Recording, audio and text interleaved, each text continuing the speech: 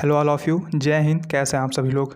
तो आज हम लोग एयरफोर्स एक्स ग्रुप में फिजिक्स का प्रीवियस ईयर पेपर डिस्कस करने वाले हैं। आप सभी को पता है कि टोटल 25 क्वेश्चंस आते हैं। तो ये जो पेपर है ये 16 जुलाई की थर्ड शिफ्ट का पेपर है और पूरे 25 क्वेश्चन होने वाले हैं, बिल्कुल एग्जैक्ट क्वेश्चंस हैं। लैंग्वेज एक्चुअल में हिंदी है, लेकिन मैं आपको इंग्लिश में पढ़ के बता दूंगा। बेसिकली मैं हिंदी मीडियम से हूँ, तो इसीलिए पेपर की लैंग्वेज हिंदी है, लेकिन मैं आपको इंग्लिश में सब कुछ पढ़ के बता दूंगा। तो आपको हिंदी इंग्लिश वाली कोई भी दिक्कत नहीं आने वाली है, ठीक है। और इसके अलावा हमने मैथ्स का और इंग्लिश का ऑलरेडी डिस्कस कर लिया है, उसका पेपर अपलोड हो चुका है। मैथ्स के पूरे 25 क्वेश्चन मैंने अपलोड किए हैं और इंग्लिश के मैंने पूरे 15 क्वेश्चन अपलोड किए हैं। तो आप जाकर देख सकते हो, मैं इसकी एक प्लेलिस्ट बना दूंगा। नवंबर का पेपर ऑलरेडी अपलोडेड है। तो चलिए स्टार्ट करते हैं। देखिए पहला क्वेश्चन क्या मतलब बोल रहा था कि 2 माइक्रोफैरड, 4 माइक्रोफैरड और 6 माइक्रोफैरड, ठीक है, इन तीनों को अगर सीरीज़ में ऐड किया जाए और फिर पैरेलल में ऐड किया जाए तो उनका रेशियो क्या होगा। तो सीरीज़ में ऐड करने पर और पैरेलल में ऐड करने के बाद अगर हम इसको सॉल्व करने और इसका रेशियो 1/11 का आ रहा था, मतलब कि उसमें ऑप्शन था 1:11, 11:1। तो इसका एग्जैक्ट आंसर था 1:11, ठीक है। तो और भी 3 ऑप्शन थे, मैंने जानबूझ के ऑप्शन नहीं रखे हैं क्योंकि उसको कोई मतलब नहीं है, क्योंकि मैं आपको क्वेश्चन बता रहा हूँ, ना कि क्वेश्चन करवा रहा हूँ। देखो अगला क्वेश्चन कह रहा था, और इस क्वेश्चन को आई थिंक काफ़ी लोगों ने गलत किया होगा। कह रहा था कि अगर किसी मोशन में फ्रीक्वेंसी को कांस्टेंट रखकर रेडियस को डबल कर दी जाए तो फोर्स क्या होगा। कोई अगर मोशन हो रही है और उसमें अगर फ्रीक्वेंसी को, बेसिकली मोशन इसमें अगर सर्कुलर मोशन बोला गया था आई थिंक, तो उस मोशन में अगर फ्रीक्वेंसी को कांस्टेंट रखा जाए, ठीक है, किसी सर्कुलर मोशन में फ्रीक्वेंसी को कांस्टेंट रखा जाए और रेडियस को उस जो सर्कल है उसकी डबल कर दी जाए, तो उसमें जो फोर्स लगता है वो फोर्स मतलब कितने गुना हो जाएगा, ठीक है। तो देखो बेसिकली इसमें क्या होता है, फार्मूला आप सभी को पता है क्या होता है। फार्मूला होता है F=mv²/r, राइट। F=mv²/r। और आई थिंक इससे काफ़ी लोगों ने कर दिया होगा, लेकिन ध्यान से देखो इसमें फ्रीक्वेंसी बोल रहा है और इस फार्मूले में कहीं भी फ्रीक्वेंसी नहीं आ रहा है। और आपको पता है कि वी की वैल्यू क्या होती है, इसका वैल्यू होती है ω/r। तो हम इस जगह पर ω रखेंगे तो r² से एक r कट जाएगा, तो कहीं ना कहीं डायरेक्ट डिपेंड करेगा r पर, ठीक है। ये r के डायरेक्ट प्रोपोर्शनल हो जाएगा, तो ये डबल हो जाएगा, ना कि हाफ, ठीक है। तो इसको आई थिंक काफ़ी लोगों ने मिस्टेक किया होगा। अब देखो अगला क्वेश्चन कह रहा था, ये भी काफ़ी अच्छा क्वेश्चन था और इसमें मैंने ऑप्शन नहीं रखा, इसका जो एग्जैक्ट ऑप्शन था। कह रहा था कि ये वॉन्डर वाल इक्वेशन दिया हुआ था और कह रहा था कि इस वॉन्डर वाल इक्वेशन में ए की यूनिट क्या होगी, ठीक है। ए की यूनिट मैंने देखा है काफ़ी लोग यूट्यूब पे बता रहे थे, लेकिन एग्जैक्ट ऑप्शन किसी ने नहीं बताया था। इस तरह में तो एक यूनिट काफ़ी लोग बता देंगे डायरेक्टली, और क्वेश्चन और मतलब क्वेश्चन में कुछ नहीं बता रखा था कि ए यहाँ पर पी क्या है, वी क्या है और ये बी क्या है, मतलब बस इतना बोल रखा था कि ये वॉन्डर वाल इक्वेशन है, आपको इसमें ए की यूनिट बतानी है इस फॉर्म में। तो देखो बेसिकली यार इसका आंसर हो जाएगा 9 × सेमिक पावर 4, ठीक है। मैंने यहाँ पर ऑप्शन नहीं रखे हैं तो इसमें डी होगा, बाकी इसका आंसर होगा 9 × सेमी की पावर 4, ठीक है। ये हो जाएगा इसका एग्जैक्ट आंसर। तो इसको नानाबदीस हम करेंगे क्योंकि इसमें मैंने ऑप्शन नहीं रखा है वो वाला जो इसका राइट ऑप्शन था। अब देखो अगला क्वेश्चन कह रहा था कि अगर कोई ये मतलब क्वेश्चन सिंक था, कह रहा था कि अगर इसकी जो दक्षता है, ठीक है, वो 10% है और सिंक का टेम्परेचर 270 केल्विन है, तो जो स्रोत है, सोर्स है, उसका टेम्परेचर कितना होगा। तो इसको हम सॉल्व करेंगे तो ये बहुत ईजी क्वेश्चन था, इसका 300 केल्विन इसका आंसर आ जाएगा। इसमें आपको देखो डायरेक्ट केल्विन में दे रखा था, तो डिग्री सेल्सियस में से केल्विन बदलने की ज़रूरत नहीं पड़ी थी, तो इसको बहुत ही आराम से आई थिंक सबने सॉल्व कर लिया होगा। अब देखो 5वां क्वेश्चन कह रहा था, बोल रहा था कि अगर कोई लेंथ है उसको डबल कर दी जाए, ठीक है। कोई वायर है, कोई वायर की लेंथ को डबल कर दी जाए, तो देखो यार चालकता अगर बोला गया होगा तो इसका आंसर होगा नो चेंज, मतलब समान रहेगी, ठीक है। लेकिन कुछ लोग कह रहे थे कि इसमें चालकत्व तो बोला गया था, लेकिन देखो होता क्या है ना कि फिजिक्स में हिंदी में काफ़ी देखो मिस्टेक्स कहीं कहीं रहते हैं। तो देखो मैंने खुद देखा था कि इसमें मतलब क्लियर नहीं था कि चालकता बोल रहा है चालकत्व। इंग्लिश में बिल्कुल सही था, तो जिसने पेपर इंग्लिश में दिया होगा उसको आइडिया होगा कि चालकत्व था, चालकता था। तो अगर चालकता होगी तो ये मतलब एग्जैक्ट मतलब रिमेन कॉन्स्टेंट होगा, ठीक है। और अगर चालकत्व होगा तो चालकत्व कहीं ना कहीं रो पर डिपेंड करता है, आर पर डिपेंड करता है। तो दोनों देखो यार, तो आप इसको देख लेना। बाकी मेरे सबसे चालकता था, तो चालकता रहेगा तो इसमें कोई भी चेंज नहीं आएगा, ठीक है। चालकता डिपेंड करता है रो पर और चालकत्व डिपेंड करता है आर पर, ठीक है। तो अगर चालकत्व होगा तो इसमें चेंज आएगा, ये भी डबल हो जाएगा। लेकिन अगर चालकत्व होगा, सॉरी, अगर चालकता होगी तो ये मतलब ये कांस्टेंट रहेगा, और अगर चालकत्व होगा तो ये 2 गुना हो जाएगा, ठीक है। बाकी मेरे हिसाब से देखो इसमें चालकता ही पूछी गई थी, तो मैंने इसे चालकता ही लिखा है। अब इंग्लिश में क्लियर था, अब मैंने इस टर्म को इंग्लिश में पढ़ा नहीं है तो इसलिए मेरे को याद नहीं था कि इंग्लिश में क्या बोल रहा है। बाकी मैंने लगभग सब कुछ इंग्लिश पढ़ रखा है, लेकिन इस टर्म यानी जो चालकता है मैंने उसको इंग्लिश में नहीं पढ़ा था, तो वो थोड़ा सा दिक्कत हो गई थी। बाकी जिसने दिया उसको पता होगा। अब देखो, अगर आपको नेवी की प्रिपरेशन करनी है तो ये बेस्ट आपके लिए अपॉर्चुनिटी है। एक विक्रांत बैच नेवी का स्टार्ट हो रहा है, ये 25 अगस्त से स्टार्ट हो रहा है और 25 अक्टूबर के ख़त्म हो जाएगा। ये आपको टीचर्स जो पढ़ाने वाले हैं तो ये बहुत ही सही बैच है। अगर आपको नेवी की प्रिपरेशन करनी है तो आप इसमें एनरोल कर सकते हो। बाकी अगर आपको एनडी की प्रिपरेशन करनी है तो अग्नि बैच ऑलरेडी चल रहा है, डिटेल्ड बैच है। 25 अगस्त को ये भी स्टार्ट हुआ था, आई थिंक हो रहा है, मतलब आज से स्टार्ट हो रहा है, तो आप इसको भी एनरोल कर सकते हो। बाकी अगर बात करें ऑफर की तो आप सभी को पता है कि 12 मंथ पे आपका 2 मंथ फ्री है, 24 मंथ पे आपका 4 मंथ का फ्री है। और अगर बात करें नेक्स्ट ऑफर की तो आपको पता है कॉम्बो डिस्काउंट ऑफर, यानी कि आपको एनडीए एयरफोर्स के साथ अगर आप एसएसबी का लेते हो तो आपको 20% का एक्स्ट्रा डिस्काउंट मिल जाएगा, प्लस 10% डिस्काउंट आपको हमारी तरफ से मिल जाएगा। और इसके अलावा ये सारे जो फीचर्स है आपको ये अनअकैडमी प्रोवाइड करवाता है। बात करें डेली आप फ्री लाइव टेस्ट अटेंड कर सकते हो, 100+ आप डेली फ्री क्लास भी अटेंड कर सकते हो। इन दोनों का कोड डिस्क्रिप्शन में है। और इसके साथ आप एसएसबी की प्रिपरेशन भी कर सकते हो। आपके लिए डेडिकेटेड डाउट क्लियरिंग क्लासेस भी लगती हैं और आपको स्टडी मटेरियल भी मिल जाता है अनअकैडमी पर। और इसके अलावा आप अनलिमिटेड क्वेश्चंस की प्रैक्टिस भी कर सकते हो और प्लस पे आपको स्ट्रक्चर्ड कोर्स भी मिलता है। तो इतने सारे फीचर्स आपको अनअकैडमी प्रोवाइड करवाता है, योर वन स्टॉप डेस्टिनेशन। और सब्सक्रिप्शन की बात करें तो सबसे पहले आपको इस कैटेगरी में इस पर क्लिक करना पड़ेगा, उसके बाद आपके सामने ये लिस्ट आएगी। तो यहाँ पर आपको RN75 कोड अप्लाई करना है, उससे आपको 10% का डिस्काउंट मिलेगा। उसके बाद आप अपना मंथ सेलेक्ट करके आप अपना सब्सक्रिप्शन कंप्लीट कर सकते हो। तो चलिए स्टार्ट करते हैं अपना अगला क्वेश्चन। देखो, अगला क्वेश्चन कह रहा था कि अगर आपतन कोड है, ठीक है, देखो बेसिकली क्या होता है, ये देखो ऐसे होता है, राइट, सॉरी, देखो आपतन कोड अपवर्तन कोड आई थिंक आपको क्लियर होगा, ठीक है। तो अगर आपतन कोड जो है यानी कि आई है, अगर आई कितना है, अगर आपका 60 डिग्री है तो कह रहा था कि विचलन कोड क्या होगा, ठीक है, विचलन को यानी कि डी पूछ रहा था।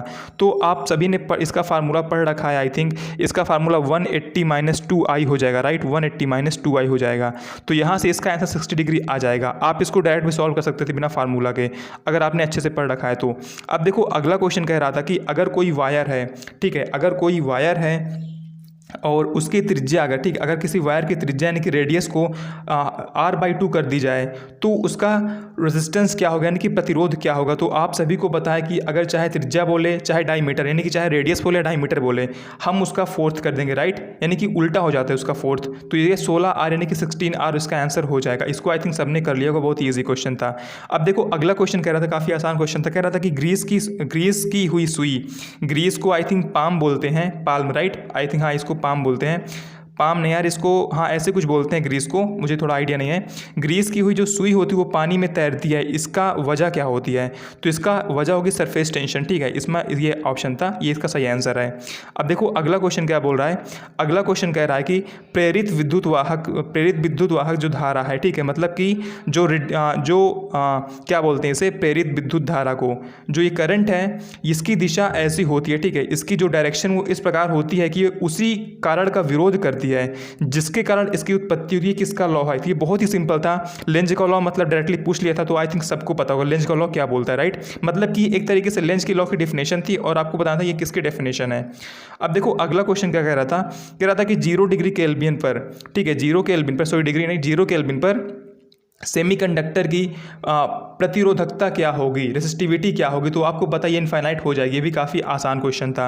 अगला क्वेश्चन थोड़ा कन्फ्यूजेबल था, कह रहा था कि यदि तीव्रता है यानी कि इंटेंसिटी है, अगर m है, राइट, यानी कि इसमें I को m बोल दिया गया था, अगर इंटेंसिटी m है और चुंबकीय द्विध्रुवीय आघूर्ण, राइट, यानी कि m को बोल रखा था p, ठीक है, अगर चुंबकीय द्विध्रुवीय आघूर्ण इसमें pm है और आयतन यानी कि वॉल्यूम क्या है, v है, तो क्या होगा, फार्मूला मतलब पूछा, तो आपको पता है फार्मूला होता है I = m/v, राइट, तो I की जगह हमने m रखा और m की जगह हमने p रखा और v की जगह हमने v रखा, राइट। देखो इसको सब अपने अपने टर्म में पढ़ते हैं, कोई इसको I पढ़ता है, कोई इसको m भी पढ़ता होगा, लेकिन मैंने देखो इस सब को मतलब ये इंटेंसिटी को मैंने अभी तक I पढ़ा है और द्विध्रुवीय आघूर्ण को मैंने m पढ़ा था, तो ये देखो मेरा था, राइट, आपने जो भी पढ़ा होगा, तो इसका ये आंसर आ रहा था। क्वेश्चन नंबर देखो 12 कह रहा था और आई थिंक इसको मतलब ये क्वेश्चन लगातार देखो पहले दिन से रिपीट हो रहा था और लगभग ये 18 जुलाई तक आया था, तो इसको आई थिंक सबने किया होगा और ये सबको देखो करना भी चाहिए। क्वेश्चन कह रहा था कि अगर E0/B0 = C है, तो आपसे पूछ रहा था मतलब कि इसका आंसर क्या होगा, तो ये देखो इसका ऑप्शन दे रखा था। इतना ईजी क्वेश्चन था, सोचो आप, ये मतलब आई थिंक ईजीएस्ट क्वेश्चन था उस दिन का। ये आई थिंक डायरेक्ट नहीं था, थोड़ा सा इसमें कुछ था कैलकुलेशन, लेकिन यही मतलब लगभग 90% क्वेश्चन यही वाला था जो ये क्वेश्चन आपको दे रखा है। ठीक है, अब देखो अगला क्वेश्चन कह रहा है कि यदि आयतन में प्रसार, ठीक यानी कि जो आयतन वॉल्यूम में होता है इसमें एक्सपेंशन B1 से लेकर B2 तक हो तो किस प्रक्रम में जो वर्क है वो मैक्सिमम होगा। तो इसका आंसर समतापी होता है। ठीक है, मतलब जो कार्य होता है समतापी में मैक्सिमम होता है। अब देखो अगला क्वेश्चन आपसे कह रहा था कि व्यतिकरण की जो शर्त वो क्या होती है, व्यतिकरण की शर्त क्या होती है। तो इसकी शर्त होती है कि जो फेस डिफरेंस है वो कांस्टेंट रहे। ठीक है, फेस डिफरेंस कांस्टेंट रहे यानी कि समान कालांतर रहे, तो ये इसका आंसर होगा। अब देखो क्वेश्चन नंबर 15 कह रहा था कि बर्नौली की प्रमेय, ठीक है, जो बर्नौली का प्रिंसिपल है, बर्नौली का प्रिंसिपल वो किसके लिए मान्य है। ठीक है, तो इसका आंसर होगा आदर्श तरल। ठीक है, आदर्श मतलब कि आइडियल तरल को बोलते हैं लिक्विड धारा रेखीय पृष्ठ प्रवाह में। ठीक है, बाकी एक था मतलब वास्तविक तरल, एक था मतलब सामान्य तरल, ऐसे 3-4 ऑप्शन थे, तो इसका आंसर होगा आदर्श तरल धारा रेखीय प्रवाह। अब देखो अगला क्वेश्चन कह रहा था किसी विद्युत क्षेत्र में एक चालक को लाया जाता है तो उसमें ई कितना होगा। अब देखो मतलब इलेक्ट्रिक फील्ड कितना होगा। आप सभी को पता है किसी भी चालक के अंदर इलेक्ट्रिक फील्ड एग्जिस्ट नहीं करता है, तो इसका आंसर 0 होगा। ठीक है, मतलब कि किसी भी अगर इलेक्ट्रिक फील्ड में एक चालक को लाया जाता है, एक कंडक्टर को लाया जाता है तो उसमें इलेक्ट्रिक फील्ड 0 होगी। ठीक है, तो ये इसका आंसर होगा। बाकी मैग्नेट के अंदर देखो विद्युत जो चुंबकीय रेखाएं वो होती हैं, लेकिन कंडक्टर के अंदर इलेक्ट्रिक फील्ड एग्जिस्ट नहीं करता है। अब ये देखो आई थिंक बेस्ट क्वेश्चन था, 17 नंबर क्वेश्चन कह रहा था कि यूरेनियम दे रखा था, कह रहा था कि इनमें क्या नहीं होगा। अब सोचो ये एक नाभिक है, ठीक, यूरेनियम में एक नाभिक है। आपको पता है कि नाभिक में यानी न्यूक्लियर में इलेक्ट्रॉन्स नहीं होते हैं। तो देखो मैंने इसके ऑप्शन लिख रखे हैं, इसमें देखो था 283 न्यूक्लियॉन्स, तो देखो इसमें दिख रहा है 92 प्रोटॉन, यानी कि आप इनको सॉल्व करोगे तो इसमें देखो दिख रहा है, और 146 न्यूट्रॉन। आप इसमें से सेपरेट यानी घटाओगे, मतलब निकालोगे, सब्ट्रैक्ट करोगे तो ये 146 न्यूट्रॉन भी आ जाएगा। लेकिन न्यूक्लियर में देखो इलेक्ट्रॉन्स नहीं होते हैं, राइट। तो ये देखो इसका एग्जैक्ट आंसर था, 136 इलेक्ट्रॉन इसमें नहीं होंगे, तो ये इसका राइट आंसर था। अब अगला क्वेश्चन देखो, इसको आप खुद सॉल्व करना, मैंने इसको सॉल्व किया था।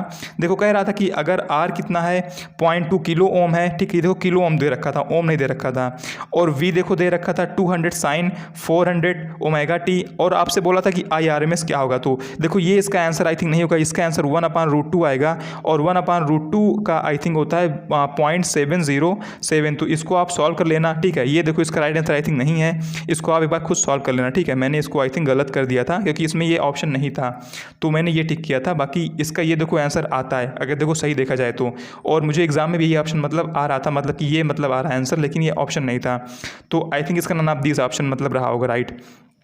इसको आपको सॉल्व करना। देखो अगला क्वेश्चन कह रहा है कि देखो बी दे रखा था 1 गॉस है, मतलब कि मैग्नेटिक फील्ड देखो 1 गॉस है, और लेंथ कितनी है 1 मीटर है, और करंट भी 1 एम्पियर है, तो फोर्स कितना होगा। आप सभी ने फार्मूला पढ़ रखा है कि F बिल होता है BIL, राइट। बी देखो 1 गॉस दे रखा है, ये भी 1 है, ये भी 1, मतलब कि सभी 1 हो जाएगा, लेकिन किस में था देखो इसकी यूनिट न्यूटन थी, यानी कि ये CGS में नहीं है, तो आपको गॉस को टेस्ला में चेंज करना था, और इसमें आई थिंक काफ़ी लोगों ने मिस्टेक किया होगा। एक गॉस इक्वल टू होता है 10⁻⁴ टेस्ला, तो ये इसका राइट आंसर था। आई थिंक इसको जिसने अच्छे से पढ़ा उसने कर लिया होगा, ठीक, ये थोड़ा सा अच्छा क्वेश्चन था। अब देखो अगला क्वेश्चन कह रहा था कि आपको गुरुत्व केंद्र इन तीनों पॉइंट का बताना था, ठीक है, इन तीनों पॉइंट गुरुत्व केंद्र बताना था, तो इसको आप खुद सॉल्व करना। मैं इसको देखो श्योर नहीं कि इसका यही आंसर होगा, मैंने मैथ्स में देखो वही फार्मूला लगा दिया था, बाकी आप इसको खुद देखना इसका आंसर क्या होगा, ठीक। गुरुत्व केंद्र मतलब कि ग्रेविटेशनल सेंटर क्या होगा, ठीक है, तो इसको आप खुद सॉल्व करना, इसका आंसर आप मुझे बताना इसका आंसर क्या आता है आपका। देखो अगला क्वेश्चन देखो बिल्कुल सेम क्वेश्चन था, कह रहा था कि ये आई थिंक मैंने देखो ये इकलौता क्वेश्चन था जिसे मैंने स्किप किया था, 24 मैंने अटेम्प्ट किए थे और ये वाला मैंने स्किप कर दिया था। ये कह रहा था कि यदि डिस्प्लेसमेंट का जो आयाम है, आई थिंक मैंने एक क्वेश्चन मिस कर दिया है 21, हाँ देखो 21 मैंने देखो मिस कर दिया है, मैं उस को आपको थोड़ा करवा देता हूँ थोड़ी देर में। देखो कह रहा था कि अगर डिस्प्लेसमेंट का आयाम यानी कि एम्पलीट्यूड A है और वेलोसिटी का जो आयाम एम्पलीट्यूड यानी कि V है, तो एक्सेलरेशन का एम्पलीट्यूड क्या होगा। तो मैंने इसको स्किप किया था, आप इसको सॉल्व करना, बताना कि इसका आंसर क्या आ रहा है, ठीक है, मैंने इसको स्किप कर दिया था। देखो जनरली क्वेश्चन मेरे को नहीं आ रहा था, तो इकलौता क्वेश्चन मैंने स्किप किया था। क्वेश्चन नंबर 23 बोल रहा था कि यह मतलब जो अर्थ है वो सन के चारों तरफ मतलब चक्कर लगाती है, राउंड करती है, तो ये मतलब फार्मूला क्या है, राइट। तो मतलब 4 फार्मूलेस थे, आपको बताना था कि इनमें से कौन सा सही है। तो आपको पता है केपलर का लॉ, ये सबको पता है, बच्चे को T²⁴ अब देखो क्वेश्चन 24 कह रहा था कि किया गया जो कार्य है, ठीक है, मतलब वर्क डन किस पे डिपेंड नहीं करता है। आपको पता है फोर्स पे करेगा, ठीक है, W = होता है FS cos θ, ठीक है, डिस्प्लेसमेंट पे करेगा, कोड पे भी करेगा, लेकिन इनिशियल वेलोसिटी पर नहीं करता है। तो ये इसका राइट आंसर होगा। अब देखो क्वेश्चन नंबर 25 मेरे को एक्चुअली याद नहीं था, क्वेश्चन नंबर 25 क्या बोला गया था। जब मैं एग्जाम देकर आया था उस टाइम मेरे को याद था, लेकिन उस टाइम मैंने लिखा नहीं था और उसके बाद मेरे क्वेश्चन याद नहीं आ रहा था, ठीक है। तो ये 23 क्वेश्चन हो गए। 21 बोल रहा था कि अगर मतलब कोई जो ऑब्जेक्ट है वो विरामावस्था यानी कि जीरो डिस्प्लेसमेंट से, जीरो मोशन से स्टार्ट करता है, तो थोड़ी सी देर के बाद इसमें से क्या शून्य हो सकता है। तो आपको पता है डिस्प्लेसमेंट शून्य हो सकता है, बाकी डिस्टेंस तो कभी नहीं।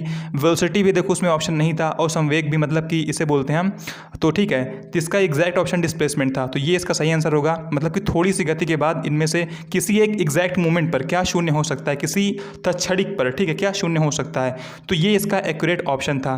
किसी क्षण पे देखो यार वेलोसिटी पर जीरो नहीं हो सकती है, मतलब आगे जीरो होगी, किसी क्षण पर जीरो नहीं होगी, मतलब चल रहा है तो किसी एक पॉइंट पर, तो आपको पता है ना कि ये डिस्प्लेसमेंट ही जीरो हो सकता है। तो ये रहे 24 क्वेश्चन, और एक क्वेश्चन था मैंने मतलब मिस किया है। तो आई थिंक आपको पसंद आया होगा। बाकी सारे क्वेश्चन बिल्कुल ओरिजिनल है, जो न्यू है ऑथेंटिक है। ठीक है, जय हिंद, जय भारत, वंदे मातरम।